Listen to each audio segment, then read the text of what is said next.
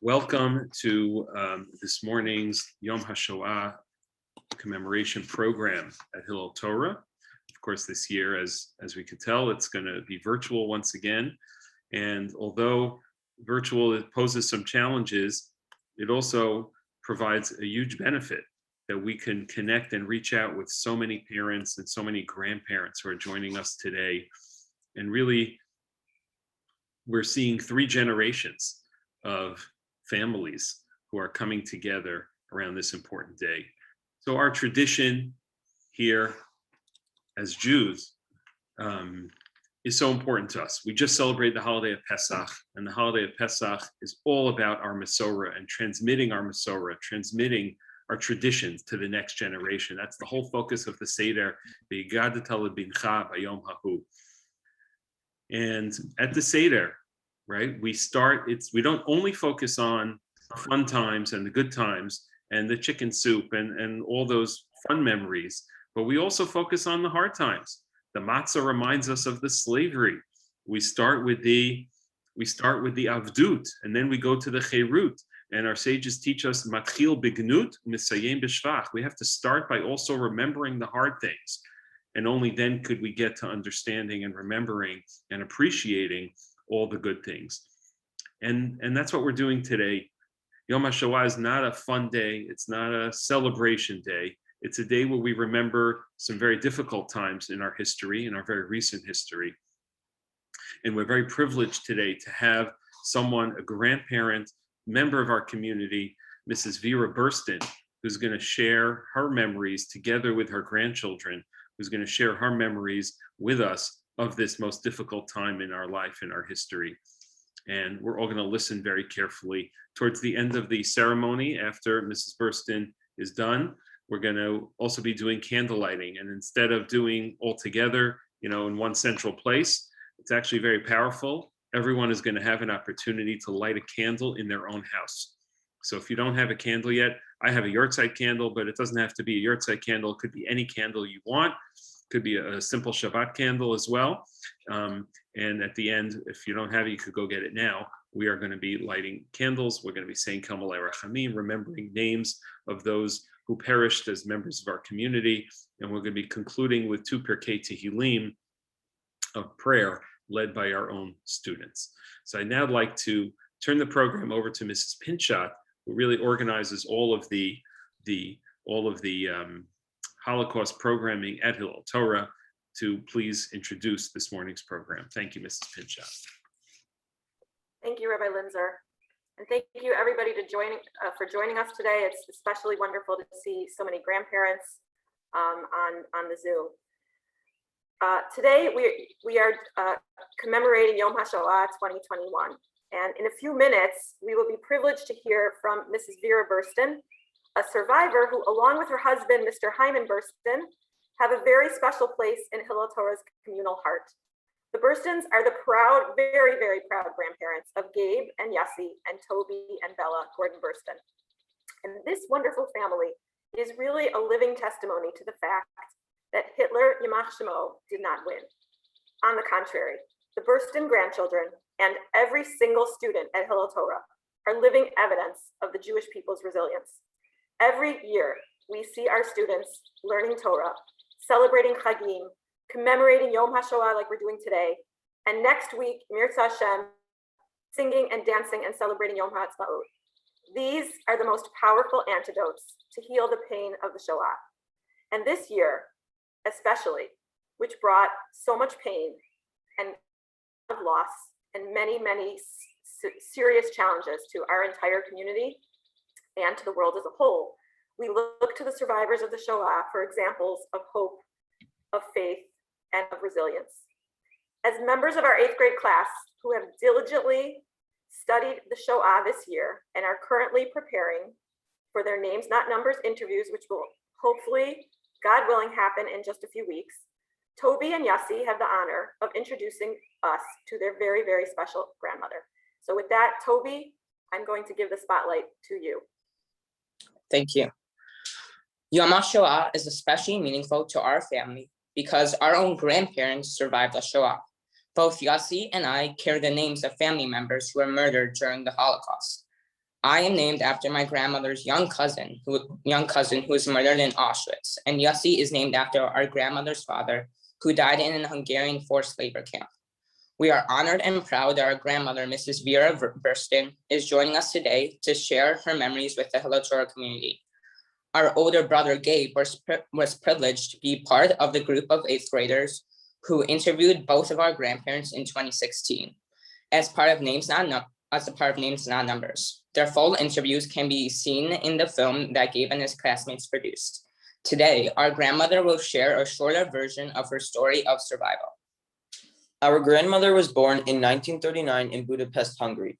After Hungary joined the Axis, she and her family experienced increasing anti-Semitism. Her father, who I am named after, was forced into a Hungarian labor battalion and never returned. When the Nazis invaded Hungary in 1944, she and her mother were forced into a ghetto. Our grandmother was taken away during a roundup, and 5-year-old Vera was left without her parents. Eventually, our grandmother ended up in a Red Cross shelter, where she found her cousin Judy. After liberation, she was reunited with her mother, who had survived Bergen-Belsen. The family immigrated to the United States during the Hungarian Revolution in 1956.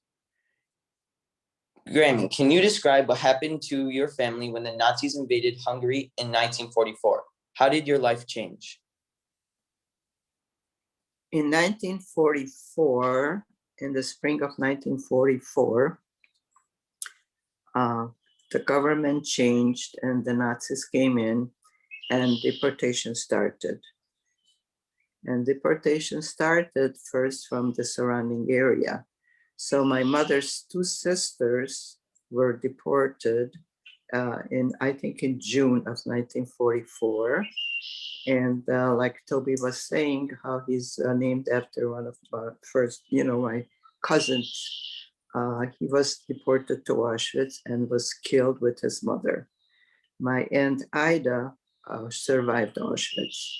In 1944, in the fall of 1944, they came to Budapest, and my mother and her sister Margaret were deported to Bergen-Belsen, and they both survived.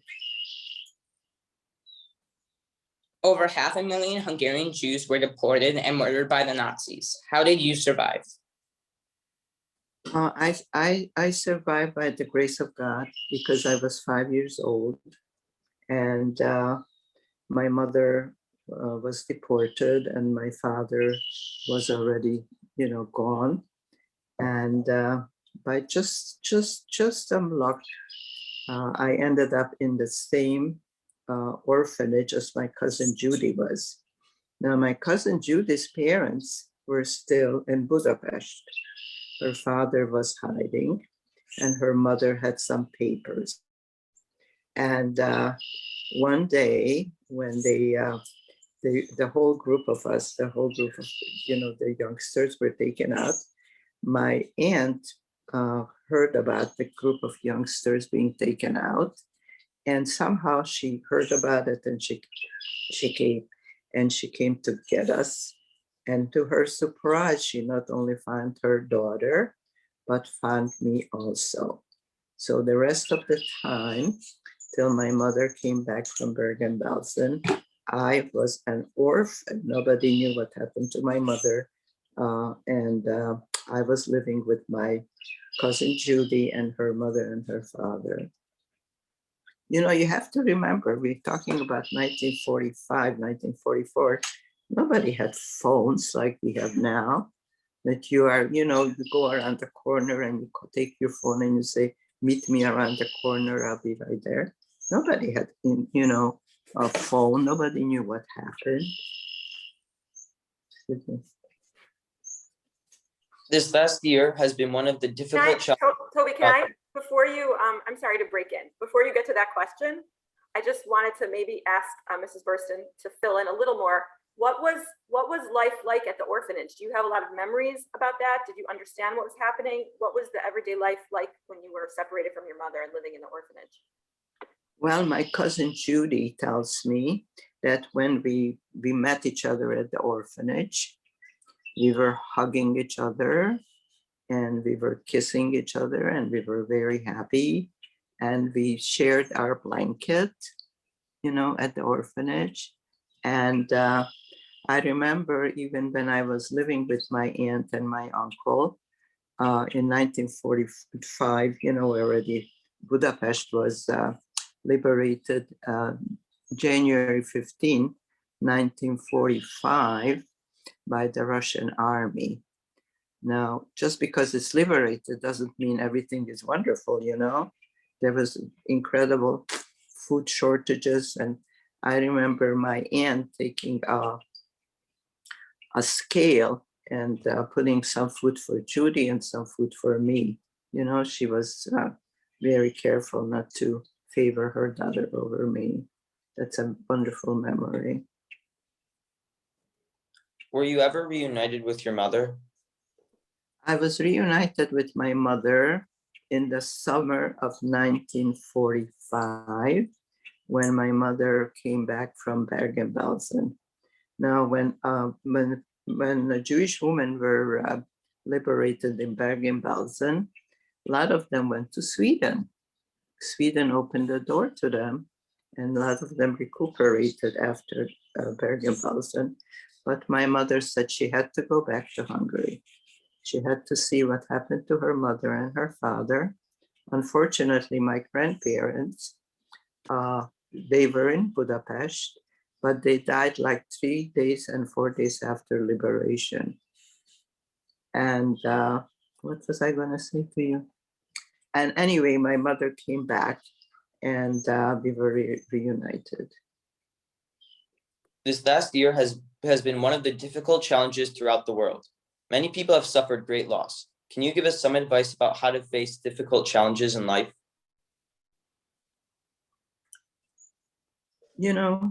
I always tell you the same thing.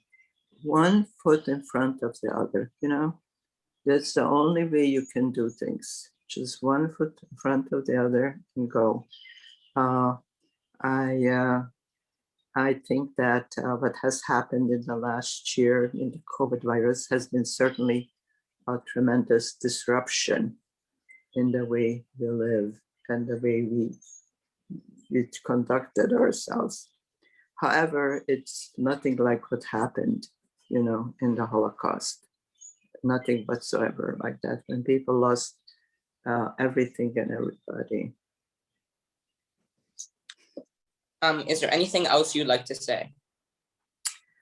I would like to talk to you a little bit about the survivors, because we know that tremendous damage was done to the Jewish community during the 1940s. But I want to talk to you about the survivors and what happened afterwards. And I want to talk to you about when we left Hungary in 1956. We actually escaped Hungary in 1956. We didn't have a visa or anything of that sort. The revolution happened and the border was open. And on November 11, 1956, we got in a truck. It was a very, very dark night. That's how I remember it. And there were 4 family groups in that truck. One family group was the Beringers. And Mr. Beringer at that time was 54 years old. And it was the second marriage for him. And he had a young daughter who was almost 10, Irinka, and a young son, Andy. And his nephew and his nephew's girlfriend were in the truck. And then it was my aunt and uncle, my aunt Ida and her husband. My uncle was 60 years old. And my aunt was 48. And my cousin Thomas was 9 years old. It was second marriage. And then it was my family, my mother, my dad, my mother remarried, and I had a brother, George, who was 7 years old at the time. So I just want to tell you that those of you who are a little older, you appreciate more what courage and devotion and foresight it took for our elders to leave a country and a life that they knew behind to give us younger people a chance for a better life. So I wanted to tell you that the Jewish people that survived, and I have many survivor stories, I'm sure you know too, they didn't lay down and die. You know, children were born in DP camps. Children were born, like my Irene was born at the end of 1946, excuse me. And they did that for us, you know, that we could have a better life. And we could have, our children could have a better life. And it was very difficult for our elders when they came, because they didn't speak the language, you know. And, you know, for younger people, you know, my cousin Thomas and my brother George started right away to Eric Crown Hebrew Day School, which wasn't even called Eric Crown Hebrew Day School at that time. It was a small school in Albany Park. So, you know, the foresight and that they showed certainly worked out. You know, those kids got educated in this country, and they both went to the yeshiva high school. And Eric Crown later on, of course, got to be much bigger school.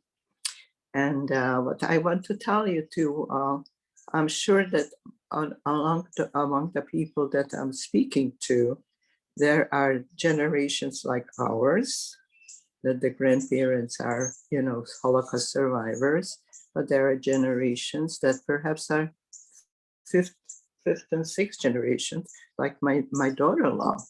But there was always one person back in the history of the family that had the courage, the determination, the foresight to make the trip to see that, you know, your children and your grandchildren will have a better life. Because our elders said that in Hungary, the young people like me and my brother and my cousin George and Irene and Andy, we had no future. And they were right, you know? Like you were saying, my grandchildren, Gabe, and now Yossi and Toby and Bella, are all in Hillel Torah, and they're doing excellent.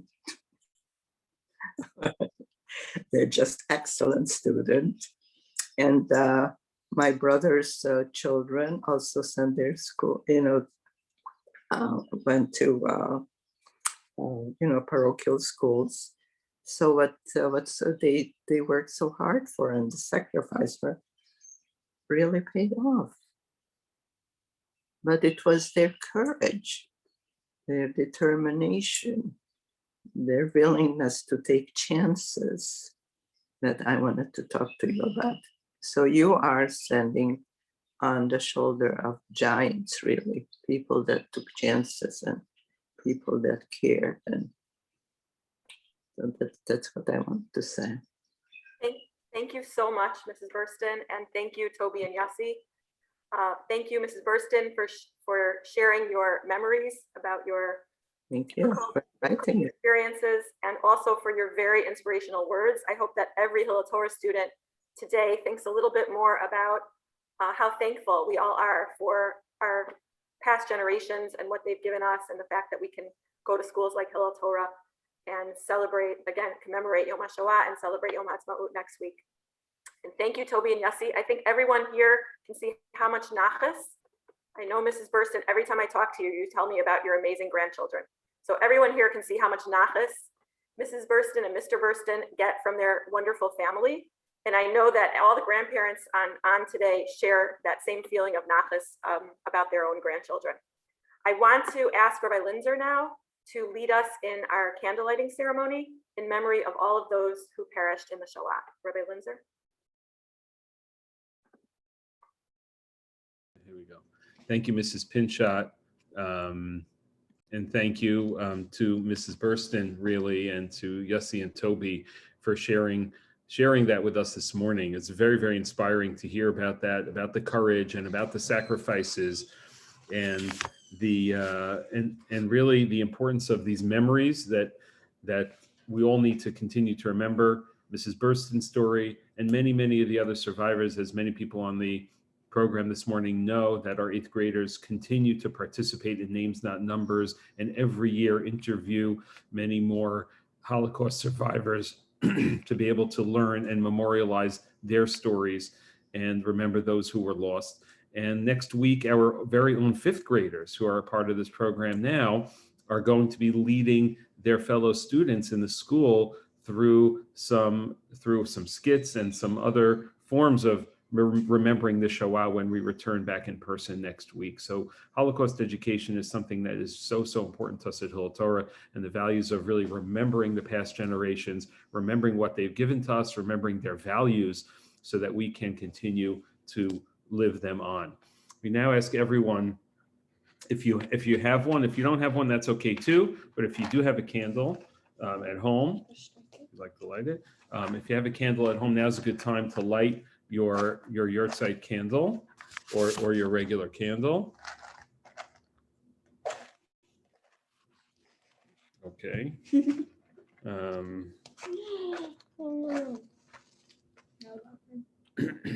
Our tradition teaches us that the neshama is compared to a candle. So really each candle, each light represents the soul, represents one soul. Now, we don't have 6 million people participating this morning in the program to have 6 million candles, but let's just try to remember and have in mind that each one of our candles can represent one soul that perished in the Shoah, and try to connect with that. We're now going to, I'm going to ask Mrs. Kaplo to project. We've collected over the years, and we continue to add to it, a list of names from the Hillel Torah community of those who have perished in the Shoah, and we ask everyone to please watch and look at these names and read these names and remember these people silently as we have our candles lit in front of us.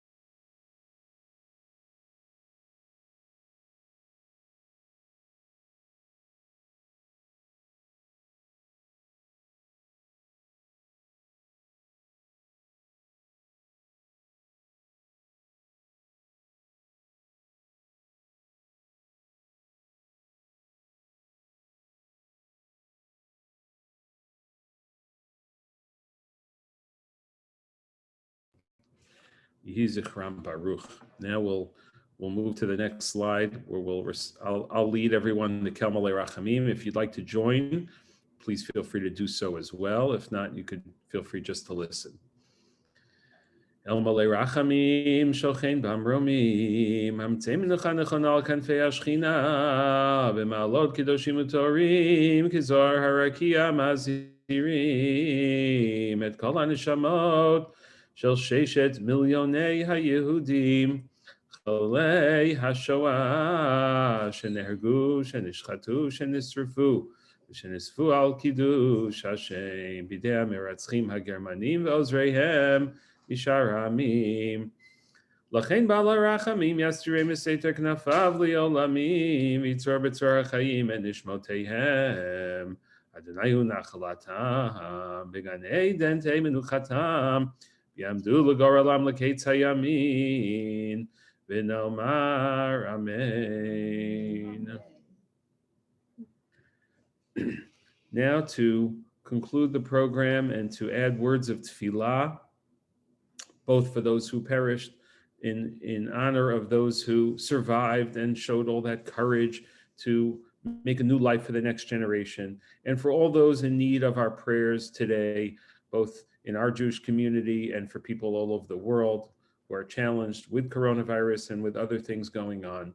We ask Ami Seiko and Nava Dreitzer to please lead us in 2 prakim of Tehillim, and we also have those on the screen as well, so that everyone could read along, and we could do the double screen, and we could read along to see the, so we could all read the words of the Tehillim together. Thank you.